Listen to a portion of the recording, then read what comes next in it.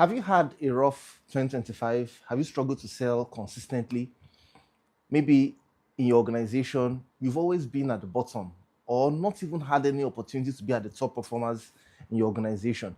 Maybe beyond 2025, for the last few years, you've never really found yourself satisfied with your sales. I'm going to show you one step you can make, one different thing you can do to be able to have a better 2026. You know, these thoughts emanated from a conversation I had with the clients sometime last year. And the manager, I was having a meeting with the managers. We were talking about how they were trying to plan for the year or plan for the month. And we observed that we looked at what value they were trying to bring in for that month. They already had a target for the month. And what they were anticipating would come in for the month based on their projections, based on payments they were expecting realistically. If, for example, they were supposed to bring in 1 billion as a target, they said that realistically, what their people were expecting as payments to come in so far was about 300 million. And I said, that's the first step to failure. That's the first step for things not to succeed. If you're going to have a better 2026, one major thing you must practice is what we call sales forecasting. And how does sales forecasting work? Now, a lot of people may not have had the opportunity to do sales forecasting because of the kind of leadership they are exposed to. In some cases, they've stumbled into sales forecasting unconsciously. Now, sales forecasting works. Now, by the way, I stumbled on sales forecasting. It's not like I read or I knew about sales forecasting when I was in sales. As a salesperson, before I was able to meet sales targets, exceed sales targets, become top sales performer in my organization, send for the World Cup and all expense paid trip. Now, as a business consultant, trusted by clients across several countries, I struggled with sales badly. I wasn't born a natural salesperson because in reality there are no natural born salespeople. Selling is a skill that you learn. Just like you learn how to ride a bicycle, you learn how to do certain things in life generally. Is a skill you need to acquire as well through knowledge. And I've realized that if you get the right knowledge, you find that selling will not be a problem. Now, I had a boss who would always ask us, what are your plans for the month? Where are you getting prospects or monies from? Now imagine at this point in time he was asking me, I had no plans for the month. I didn't know where the money would come from. Naturally, in sales, a lot of times we don't really know where the money would come from. That's the reason why we check everywhere.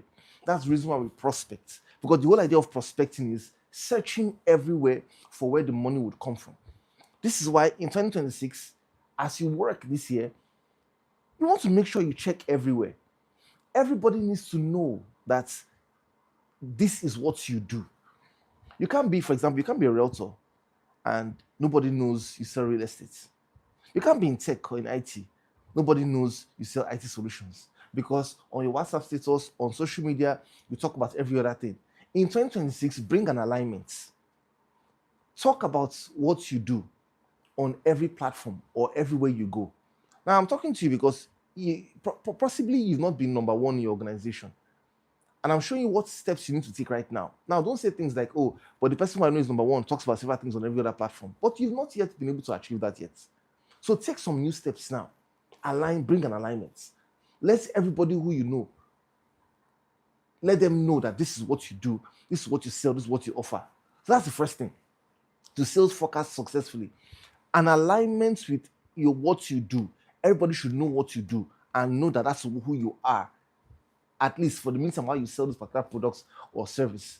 Now, to sales forecast successfully, the second thing, apart from making sure that everybody knows what you do or you're the same person on all your platforms, the second thing you want to work on aggressively now is increasing your self-confidence. Because in order for you to forecast successfully, which I'll explain to you shortly how to forecast, you must increase your self-confidence. You know, I've spoken to some salespeople who seem to like say things like, "Oh, Mr. Iyore, I've been struggling in sales. The challenges I have is the fact that I stay far from where my workplace is. Challenges I have is the fact that I have not been able to meet my sales target because every time my boss is very harsh on me." All those things emanate from a low self-confidence level. And it's not a problem because, see, naturally, when we start out in sales, for example, when I started out in sales, my self-confidence was very low, was very low. But I had to boost that confidence. Now, I may not have been you see, when I say self-confidence was low, the self-confidence in sales, because of the competence in sales. Naturally, confidence emanates from competence. The more competent you are, the more confident you'll be. So when I say self-confidence was low, it's because I was not so competent in selling. I may have been confident in every other area of life.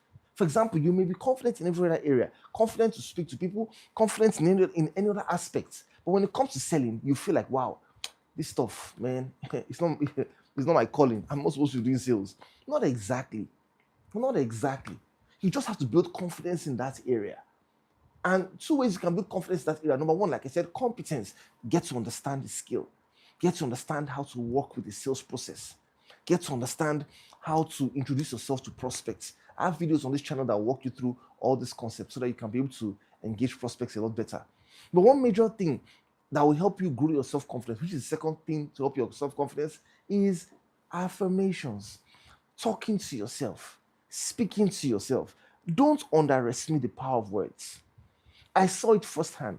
When I got to the bus stop, waiting for the staff bus to pick me up to get to the office, then I would spend most of my time walking from where I live then to the bus stop, talking to myself, telling myself that I'm number one.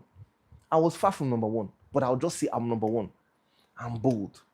I'm strong. I'm confident. I can sell to anybody. Anybody I talk to today favors me and wants to do business with me. I have the right mindsets. I'm full of confidence. I'm bold. I was talking to myself. In fact, I even had to write some affirmations down that I'll say to myself again and again, to help boost my confidence level.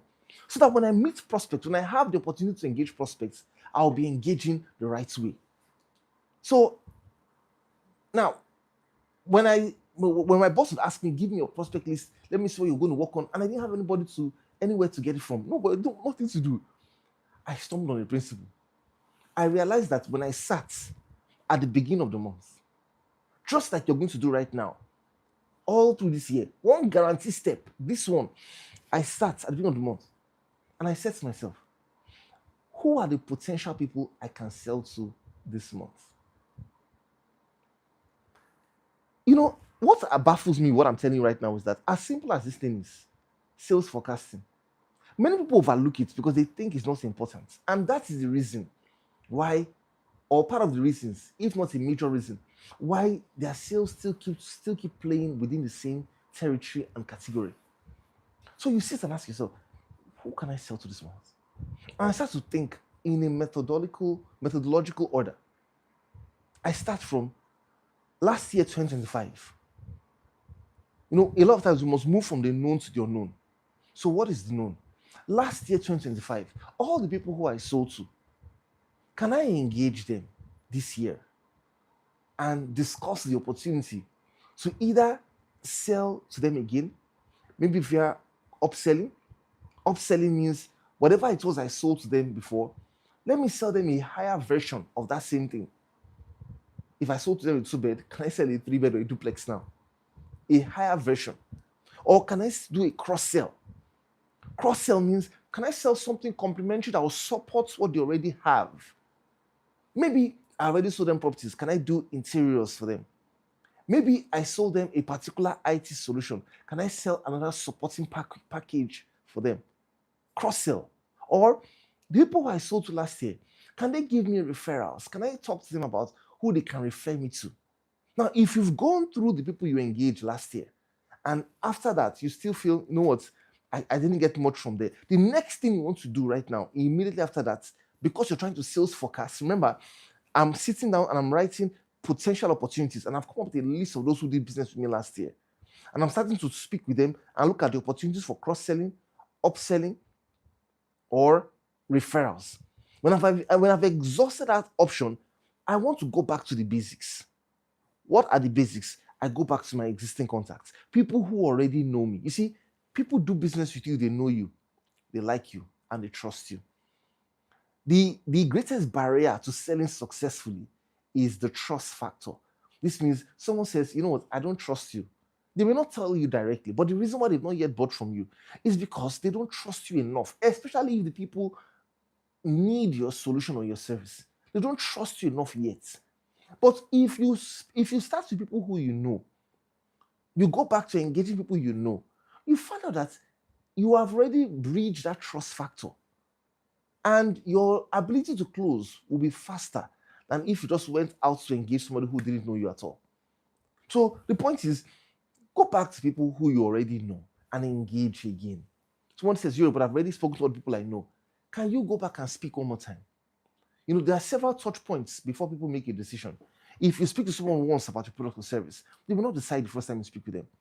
Sometimes you have to speak with them as many as 4, 5, 6, 7 times before they say, you know what, I think I will go ahead. Or, you know what, I'm thinking I should give you this opportunity here. Or, oh, somebody knows mentioned this to me last week.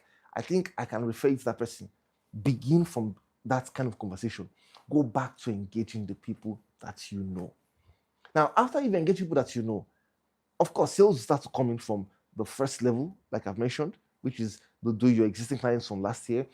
The second level, people who you know, now start to invest in some level of marketing. Create some awareness about what you do to people who don't know you at all. This year, 2026, doing Facebook ads, Instagram ads, online ads is not an option. The world has become more competitive than ever. Visibility has become tougher than ever. The attention span of people have changed. Give attention to your marketing. Invest somehow, no matter how little.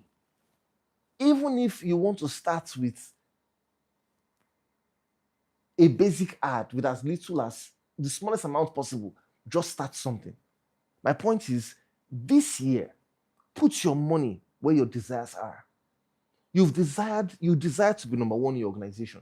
You desire to make a lot more sales. You desire to rise to the top. Even the Bible says, where your treasure is, there will your heart be also. This means if you really desire this success, put your money there. When your money goes there, your heart will follow it. Don't say things like, but I don't even have enough. I need this money to be able to take care of certain needs or certain things. Everybody has things they need to take care of. I understand. Nevertheless, because you know that this is the tree that's producing the fruits, put something in that tree. This year, 2026.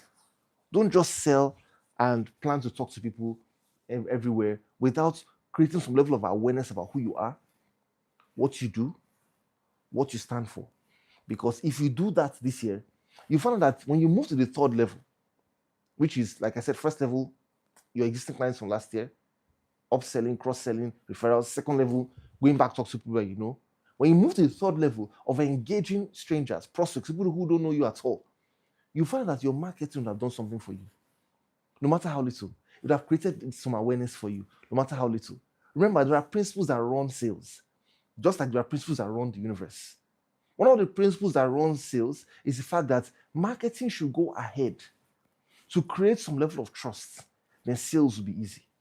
Now, you may not necessarily see this principle work directly, meaning that, the next person I spoke to said, I just saw you on a billboard. I saw your ad the other day. It may not work that way. But it will work in a way that by the time you've engaged your first 10, 15 to 100 people, somebody along the line would say, I saw, this guy looks familiar. I saw something about this person. Or he may be talking to somebody and the person says, I saw this person's ad somewhere. I saw that person somewhere. Somehow, your marketing in this world will find a way to locate your efforts or your inputs in creating awareness so that people can get to know you a lot better. So if you practice these simple 3 things in sales forecasting and you come up with your list every month of potential buyers, starting with the first category, second category, moving into the third category, you find out that you'll be able to make a lot more progress than you've ever made in the last few years. And just one bonus tip, ladies and gentlemen, before I go, I always talk about niche prospecting. What's niche prospecting? Identify a target audience. Whether it's in a particular industry, which I believe you should explore, look at a particular industry, maybe based on what you studied, maybe based on an industry that you have knowledge of, and come up with a list of the top players in that industry, top 10 players, maybe senior managers or CEOs. Just look at the top people in that industry. Come up with a list. Google them. It will set a trap. It will set a trap for them in your mind. What do I mean? This means that your mind would register those faces, those names, and somehow, as you go along this year, you'll come across those people. And because you've done your research about them, you'll be ready to engage them. Thanks so much for watching today's video. If you haven't subscribed, you can subscribe here. Watch this next video here. I look forward to seeing you in the next video. Talk to you soon.